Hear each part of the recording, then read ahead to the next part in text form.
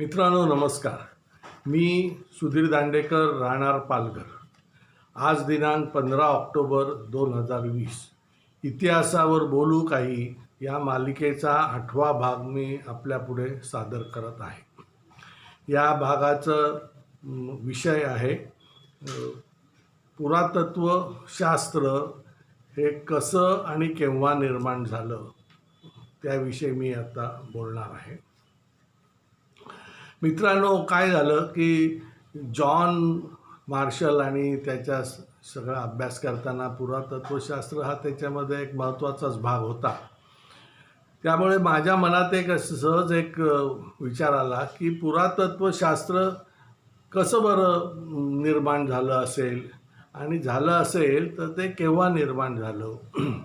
तेव्हा याविषयी मी जेव्हा विचार करायला लागलो तेव्हा विश्वकोशामध्ये मला एक संदर्भ असा मिळाला की पुरातत्वशास्त्र इसवी सन 1600 नंतर युरोपमध्ये त्याची सुरुवात झाली. त्याचं कारण त्यांनी असं दिलं होतं की 1600 नंतर श्रीमंत युरोपियन लोकांना अशा पुरातन वस्तू किंवा जरा अशा वेगळ्या चित्रविचित्र वस्तू हे करण्याचा म्हणजे जमवण्याचा त्यांना छंद निर्माण झाला आणि तो मोठ्या प्रमाणावर छंद होता. त्यामुळे हळूहळू त्याचा व्यापारात रूपांतर झालं. छोटं असेल पण त्याचं व्यापारात रूपांतर झालं. त्यामुळे अनेक लोक निड्या ठिकाणी उत्खनन करून अशा वस्तू शोधायला लागले आणि असं ते चालू झालं. आता मी सहज नंतर माझ्या मनात विचार आला की हे सगळं 1600 नंतरच का घडावं, त्याच्या आधी का घडलं नाही. तेव्हा मला असं आढळून आलं, म्हणजे त्याचा जेव्हा मी अभ्यास केला तेव्हा ज्या काही गोष्टी माझ्या समोर आल्या त्या मी आता तुमच्या पुढे मांडणार आहे.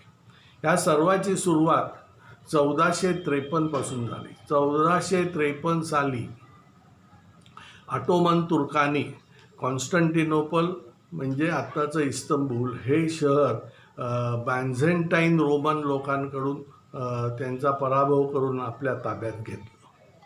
कॉन्स्टंटिनोपल ह्या शहराची ख्याती अशी आहे की ते युरोपचं प्रवेशद्वार आहे असं समजलं जातं. तर ह्या शहरावरचा रोमन लोकांचा अंमल आणि किंवा ताबा सुटला आणि तो ऑटोमन तुर्कांच्या ताब्यात ते गेला. ऑटोमन तुर्क म्हणजे ऑटोमन हा जो शब्द आहे ना, हा उस्मान या शब्दाचं अपभ्रंश आहे. त्यामुळे ऑटोमन तुर्क म्हणजे उस्मानच्या नेतृत्वाखाली लढणारे तुर्क ते ऑटोमन तुर्क. तर ह्या गोष्टींनी काय वळण घेतलं किंवा या गोष्टींचे परिणाम काय झाले तर खुशकीच्या म्हणजे जमिनीवरून जो भारतातून येणारा माल होता, त्याच्यात मसाल्याचे पदार्थ, चंदन, लाकूड अशा बऱ्याच गोष्टी होत्या की ज्या युरोपमध्ये ज्याला खूप मागणी होती. या वस्तू युरोपियन लोकांना मिळणं कठीण व्हायला लागलं. त्यामुळे स्पॅनिश आणि पोर्तुगीज हे दर्यावर्दी लोक आहेत, त्यांनी असा विचार चालू केला की भारतामध्ये जाण्याचा एक वेगळा मार्ग की जो समुद्रातून जाईल, समुद्री मार्ग आपण शोधून काढला पाहिजे, म्हणजे आपल्याला तिथे कोणी अडवणार नाही. त्यामुळे स्पॅनिश आणि पोर्तुगीज लोक अशा म्हणजे असा मार्ग शोधण्याच्या उद्योगाला लागले. पण त्याच्यातून त्यांची थोडीशी भांडणं व्हायला लागली आणि त्या भांडणामध्ये नंतर पोपनी एक मध्यस्थी केली. आता पोपनी का मध्यस्थी केली तर पोर्तुगीज आणि स्पॅनिश ही दोन्ही राष्ट्र ही कॅथलिक ख्रिश्चन राष्ट्र आहेत. त्यामुळे पोपनी केलेली मध्यस्थी त्यांना मान्य होती. तर त्याप्रमाणे 1494 त्या दोन्ही राष्ट्रांमध्ये पोपनी एक करार घडवून आणला. त्या कराराला ट्रीटी ऑफ टॉर्डेसिलियस असं म्हटलं जातं. आणि या करारात काय ठरलं, या करारात असं ठरलं की स्पॅनिश लोकांनी पश्चिम दिशेने शोध घ्यावा आणि पोर्तुगीज लोकांनी पूर्व दिशेने शोध घ्यावा असं ठरलं. मग तो भारताचा शोध असेल किंवा कुठचाही शोध असेल, पण स्पॅनिश लोकांनी पश्चिमेकडे जावं आणि पोर्तुगीज लोकांनी पूर्वेकडे जावं असं ते पोपनी ठरवून दिलं. पण हे सगळं 1494मध्ये झालं. पण त्याच्या आधी म्हणजे 1492मध्ये कोलंबस हा स्पॅनिश राजाच्या मदतीने, म्हणजे हल्लीच्या भाषेत बोलायचं तर स्पॉन्सरशिपमुळे, त्यांनी एक मोहीम काढली आणि त्या मोहिमेतून तो वेस्ट इंडिज बेटापर्यंत येऊन पोचला. आता वेस्ट इंडिज असं कोलंबस का म्हणाला, तर ही बेटं, त्याच्या मते ही बेटं इंडियाच्या जवळ आहेत असं त्याला वाटलं म्हणून, आणि मी वेस्टकडे गेलो आणि मला ही बेटं सापडली म्हणून ती वेस्ट इंडिज. तर हा कोलंबस की जो इटालियन दर्यावर्दी होता, पण त्याला त्याच्या सफरीला स्पॅनिश राजाने मदत केली होती म्हणून तो पश्चिमेकडे गेला. अर्थात तेव्हा तसा करार झाला नव्हता, पण तो तिथे गेला. त्याच्यानंतर 1497मध्ये अमेरिगो वेस्पुची हा सुद्धा एक इटालियन दर्यावर्दी स्पॅनिश राजाच्याच मदतीवरती परत पश्चिमेकडे एक त्यांनी मोहीम काढली आणि वेस्ट इंडिजपर्यंतचा तर मार्ग जवळजवळ कोलंबसमुळे माहिती झाला होता. तर हा अमेरिगो वेस्पुची त्याच्याही पुढे गेला आणि तो मध्य अमेरिका आणि दक्षिण अमेरिकेमध्ये जाऊन पोचला. एकदा ते दळणवळण चालू झालं, म्हणजे एकदा रूट हा तयार झाला की मग त्यामुळे मग युरोपियन किंवा अनेक स्पॅनिश लोक हे दक्षिण अमेरिका आणि मध्य अमेरिकेमध्ये जायला लागले आणि त्याचा परिणाम असा झाला की या स्पॅनिश लोकांनी दक्षिण अमेरिकेतली इंका संस्कृती आणि मध्य अमेरिकेतली माया संस्कृती ही जवळजवळ नष्ट केली आणि या लोकांकडे अनेक वर्षापासूनचं साठवलेलं असं प्रचंड सोनं होतं. ते सर्व सोनं ते हळूहळू करून आणायला लागले. आता दुसरी एक 1505मध्ये आणखीन एक घटना घडली. ती घटना अशी की ते आता वेस्पुचीच एक दुसरी मोहीम काढली त्याने. ती पोर्तुगीज राजांनी स्पॉन्सर्ड केलेली होती. तर पण तरीसुद्धा तो पश्चिमेकडेच गेला. आता हे कसं काय घडलं ते मला काही सांगता येणार नाही, पण 1505मध्ये वेस्पुची हा परत सफरीवर निघाला आणि तो पश्चिमेकडे जाऊन अमेझॉनचं मुख म्हणजे ब्राझीलमध्ये जाऊन पोचला आणि त्याच्याबरोबरचे जे पोर्तुगीज लोक होते ते ब्राझीलमध्ये गेले. आता ह्या दोन घटनांवरून तुम्हाला कळेल की मध्य अमेरिका आणि दक्षिण अमेरिकेमध्ये स्पॅनिश लोक का आहेत आणि ब्राझीलमध्ये पोर्तुगीज लोक का आहेत, याच्या मागची जी ऐतिहासिक कारणं आहेत ती मी आता तुम्हाला सांगितली. आता पोर्तुगीज म्हणजे वास्को डी गामा 1498मध्ये पूर्वेकडे निघाला, कारण तो पोर्तुगीज राजाच्या मदतीने निघालेला होता आणि तो दक्षिण आफ्रिकेचा केप ऑफ गुड होपला वळसा घालून 1499मध्ये कुठे आपल्या गोवा आणि कालिकतला पोचला आणि भारताकडे जाण्याचा समुद्री मार्ग आता युरोपियन लोकांना कळलेला होता. आता त्यांना त्या खुशकीच्या मार्गाने ची आता जरूर राहिली नाही. पोर्तुगीज गोवा आणि कालिकतमध्ये पोचल्यामुळे सगळा मसाल्याचा पदार्थांचा व्यापार हा पोर्तुगीज लोकांच्या ताब्यात गेला. मी तुम्हाला म्हणजे मी जो काही अभ्यास केला त्याच्यावरून मला असं दिसून आलं आहे की मध्ययुगीन काळामध्ये बऱ्याच ज्या युरोपमध्ये घडामोडी घडल्या त्याच्या मागे भारतीय मसाल्याचे पदार्थ हे एक मोठं कारण आहे आणि भारतात असलेली समृद्धी हेही दुसरं कारण आहे. तर म्हणजे मी तुम्हाला जे सांगतो आहे ते असं आहे की 1490 ते 1505 ह्या 15 वर्षामध्ये अनेक स्पॅनिश लोक अमेरिकेत म्हणजे दक्षिण अमेरिका आणि मध्य अमेरिकेत गेले आणि वास्को डी गामामुळे पोर्तुगीज लोक भारतात आले.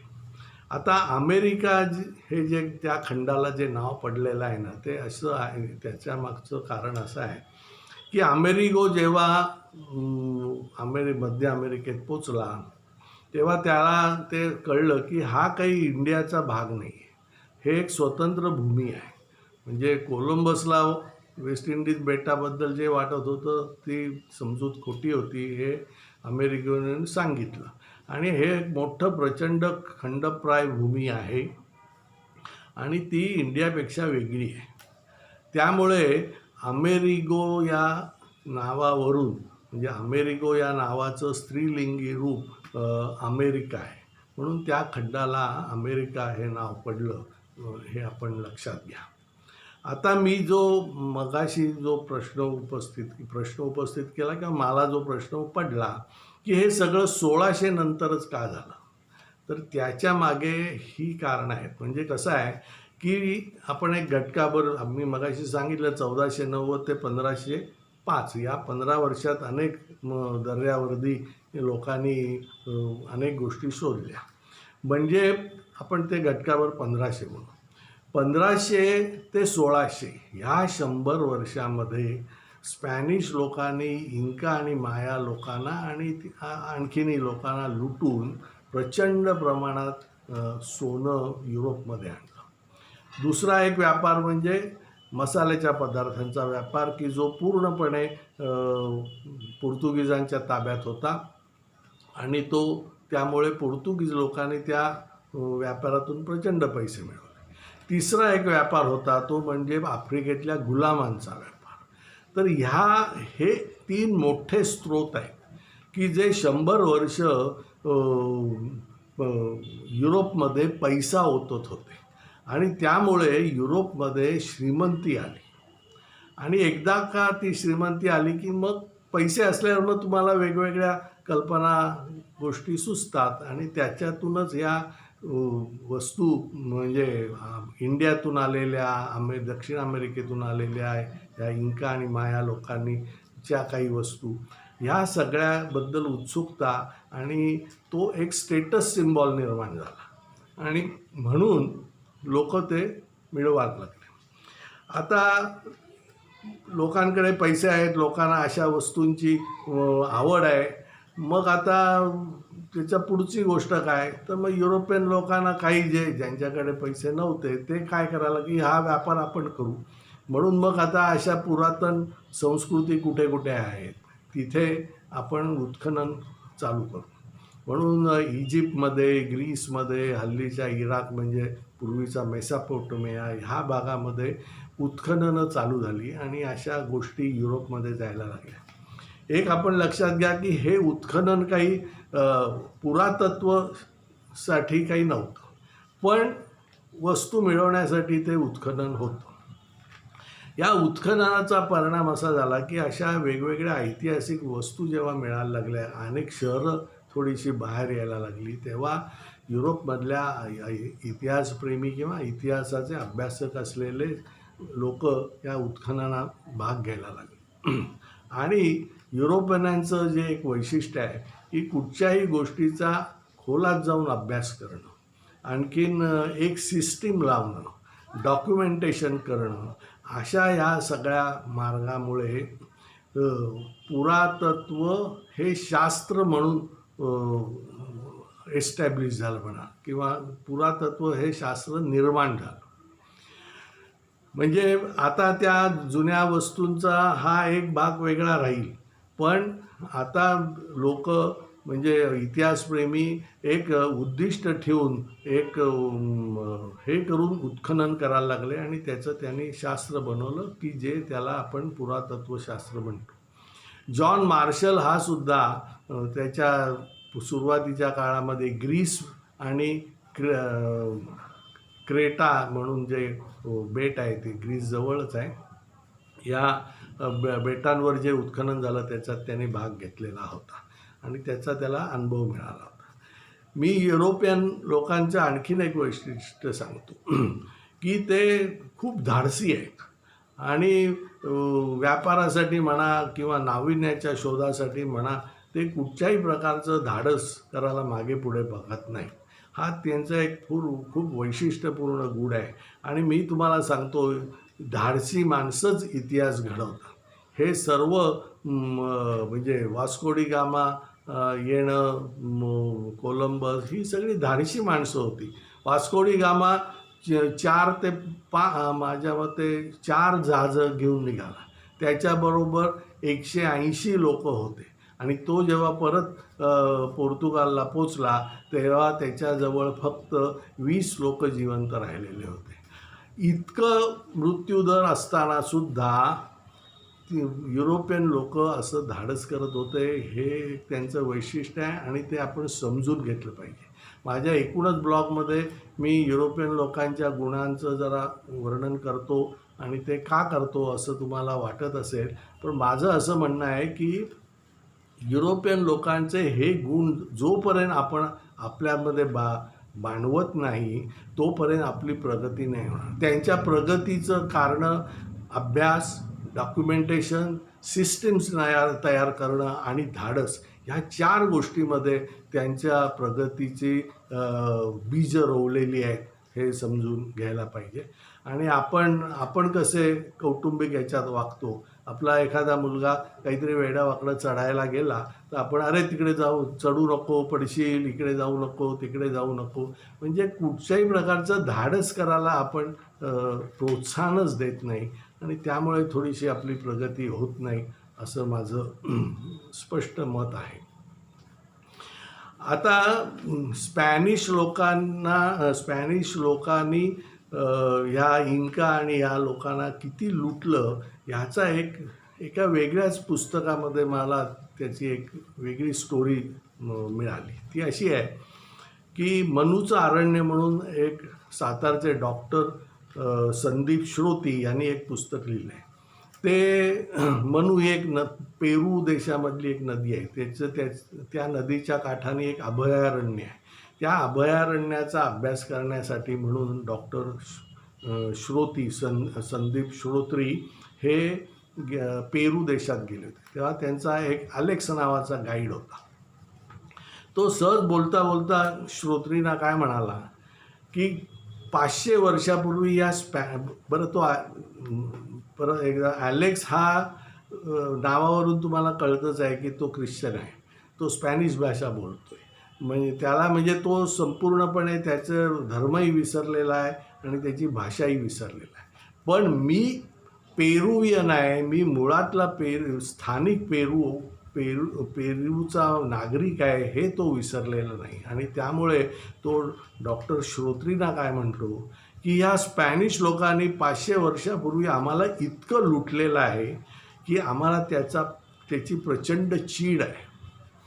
500 वर्षानंतर सुद्धा तिथला स्थानिक माणूस स्पॅनिश माणसाच्या विरुद्ध बोलतोय. याच्यावरून त्यांनी किती लूट केली असेल आणि किती अत्याचार केले असतील ह्याची तुम्हाला कल्पना येईल. आणि हेही कळेल की अगदी 500 वर्षापूर्वी झालेले अत्याचारसुद्धा समाज विसरत नसतो. आणि मग ह्याचंच जर उदाहरण पुढे खेचलं तर मग आम्ही राम जन्मभूमी म्हणजे राम मंदिर पाडलं हा अन्याय आपण का म्हणून विसरावा आणि आपण का तिथे नवीन मंदिर निर्माण करू नये, असा माझा आपल्या सर्वांना एक प्रश्न आहे. मगाशी मी एक दुसरं विधान केलं, ते म्हणजे धाडशी लोकच इतिहास घडवतात. त्याचंही एक मी तुम्हाला उदाहरण देतो. डॉक्टर लिव्हिंगस्टन हा एक स्कॉटिश डॉक्टर होता. तो दक्षिण आफ्रिकेमध्ये केप ऑफ गुड होपच्या इथे तिथल्या चर्चला मदत करण्यासाठी आणि तिथे डॉक्टरकी म्हणजे चर्चनी काही जे आरोग्यविषयक काही जे चालू केलं असेल त्याच्यात मदत करण्यासाठी म्हणून तो डॉक्टर लिव्हिंगस्टन हा केप ऑफ गुड होप म्हणजे दक्षिण आफ्रिकेमध्ये येऊन पोचला. तोही एक असा साहसी माणूस होता. त्याने ते सगळं करत असताना कांगो नदीचा म्हणजे मुखापासून उगमाकडे जायला त्यांनी सुरुवात केली आणि त्या सगळ्या ह्याच्यामध्ये तो 20 वर्ष हा शोध घेत होता. आणि या सगळ्या ह्याच्यामध्ये त्याने व्हिक्टोरिया फॉल्स जवळजवळ केनिया टांगानिका इथपर्यंत तो गेला. तिथे व्हिक्टोरिया सरोवर जे मोठं सरोवर आहे ते त्यांनीच शोधलं. आणि त्या सगळ्याचा परिणाम हे सगळं 1853च्या आसपास झालेलं आहे.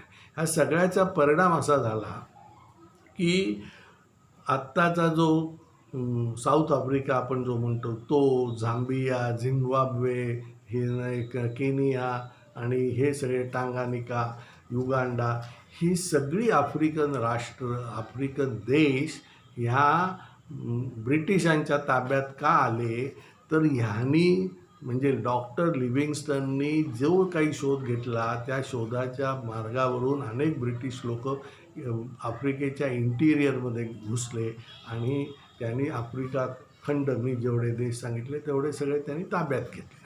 तेव्हा एक धाडसी माणूस काय करू शकतो ह्याचं हे एक उत्तम उदाहरण आहे.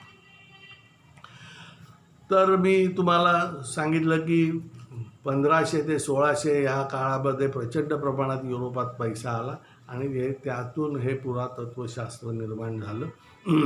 आता आपण आणखीन थोडंसं पुढे जाऊया. 1583मध्ये एक ब्रिटिश प्रवासी म्हणा, व्यापारी म्हणा, तो व्यापारी कमी होता, प्रवासी जास्ती होता, असा हा तुर्कस्तान, इराण अशा या मार्गाने भारतात यायला निघाला. त्याचं नाव राल्फ फिच, FITCH असं त्याचं स्पेलिंग आहे, तर राल्फ फिच. तर तो येत असताना इराणच्या जवळ हुर्मुझ म्हणून जे बंदर आहे तिथे या पोर्तुगीज लोकांनी त्याला पकडलं आणि त्याला पकडून गोव्याला पाठवून दिलं. गोव्याला तो जवळजवळ वर्षभर त्यांच्या कैदेत होता. शेवटी एक जेजुईस पाद्री की जो मुळात ब्रिटिश होता त्यांनी त्याची रदबदली केली, त्याचे पैसे भरले आणि त्याला सोडवलं आणि तो नंतर संपूर्ण भारतभर हिंडला, ब्रह्मदेशात गेला, इंडोनेशियात गेला आणि 1591मध्ये तो परत लंडनला आला. तो जो एक वर्षभर कैदेत होता ना म्हणजे गोव्याला, तेव्हा त्याला एकूण कळलं की ह्या मसाल्याच्या पदार्थांमध्ये प्रचंड फायदा हे पोर्तुगीज लोक गेली 100 वर्ष, 100 नाही तेव्हापर्यंत 80 वर्ष झाली, 80 वर्ष कमावत आहे. आणि हे त्यांनी सगळं त्याचं प्रवास वर्णन लंडनमध्ये प्रसिद्ध केलं. बघा, आपण कम्पेअर करा, ही सगळी युरोपियन लोक जेव्हा प्रवास करतात तेव्हा ते सगळा झाल्यावर एक प्रवास वर्णन प्रसिद्ध करतात. असं प्रवास वर्णन एकाही भारतीयाचं मला तरी आढळून आलेलं नाही. मध्ययुगकालीन तर नाहीच नाही. आता काही लोक हे करत असतील तेवढंच, पण ह्या सगळ्याचे अनेक मोठे परिणाम होत असतात. आता ह्या राल्फ फिचनी जे प्रवास वर्णन प्रसिद्ध केलं ते काही इंग्लिश व्यापारी लोकांनी वाचलं आणि त्याची भेट घेतली आणि त्यातून 1600मध्ये ईस्ट इंडिया कंपनीची स्थापना झाली. आणि ईस्ट इंडिया कंपनीचे जे डायरेक्टर होते त्यांनी ह्याला कन्सल्टंट म्हणून नेमला. म्हणजे हा जो एक त्यांनी प्रवास केला त्याच्यातून ईस्ट इंडिया कंपनी स्थापन झाली. मी माझ्या आधीच्या ब्लॉगमध्ये म्हणजे शिवाजी महाराजांच्या ब्लॉगमध्ये 1630 साली ईस्ट इंडिया कंपनी स्थापन झाली असं म्हटलं आहे, पण ती माझी चूक आहे. ईस्ट इंडिया कंपनी 1600मध्ये स्थापन झाली. ईस्ट इंडिया कंपनी जी स्थापन झाली तिची काय उद्दिष्ट होती, तर भारताबरोबर कसला व्यापार करायचा, तर तो व्यापार कापूस, मीठ, त्याच्यानंतर नीळ, मसाल्याचे पदार्थ, चंदन आणि अफू ह्या सगळ्याचा व्यापार करण्यासाठी ही कंपनी स्थापन झालेली आहे असं त्या उद्दिष्टामध्ये लिहिलेलं आहे. ईस्ट इंडिया कंपनी स्थापन झाल्यानंतर एकूणच पुढे काय घडलं हे आपल्याला काही सांगण्याची जरूर नाही, पण एकूण पुरातत्वशास्त्र कसं निर्माण झालं. आणि आणखीन एकच हे सांगतो की 1586मध्ये जिओलॉजी हेही शास्त्र हळूहळू निर्माण व्हायला लागले. म्हणजे लोक जसे उत्खनन करायला लागले ना, तसे काही जीवाश्म मिळायला लागले आणि ते जीवाश्माबद्दल अभ्यास सुरू झाला आणि मग दगडांचा अभ्यास चालू झाला आणि ह्याच्यातून जिओलॉजी हे शास्त्र निर्माण झालं. म्हणजे ही दोन्ही शास्त्राचा संबंध उत्खननाशी आहे आणि ही दोन्ही शास्त्र जवळजवळ पॅरलली निर्माण झाली असं आपल्याला दिसून येईल. आता माझा ब्लॉग हा जवळजवळ आता संपत आलेला आहे आणि तुम्हाला मी एवढंच सांगतो की एक गंमत म्हणू की प्रत्येक संस्थेचं एक काहीतरी ब्रीदवाक्य असतं. तसं आपलं आर्किओलॉजिकल सर्वे ऑफ इंडिया या संस्थेचं जे ब्रीदवाक्य आहे ना, ब्रीदवाक्य म्हणजे त्या संस्थेचं काम काय आहे ते एका वाक्यात दाखवण्याचा तो प्रयत्न असतो. म्हणजे भारताचं ब्रीदवाक्य आहे सत्यमेव जयते. नंतर आयुर्विमाचं आहे क्षेमम वहाम्यहम. म्हणजे त्याच्यामध्ये सगळा त्याचा अर्थ आलेला असतो. तसं ASIचं ब्रीदवाक्य आहे प्रत्नकीर्तिम अपावृणु. प्रत्नकीर्तिम अपावृणु. प्रत्न म्हणजे पुरातन आणि अपावृणु म्हणजे उलगडून दाखवतो. म्हणजे पुरातन परंपरा आणखीन कीर्तीचं वैभव उलगडून दाखवण्यासाठी जी संस्था निर्माण झाली ती म्हणजे आर्किओलॉजिकल सर्वे ऑफ इंडिया. तेव्हा हा ब्लॉग मी आता इथे पूर्ण करतो आणि आता आपली भेट 22 ऑक्टोबरला एक नवीन विषय घेऊन मी तुमच्या पुढे येईन. तोपर्यंत धन्यवाद.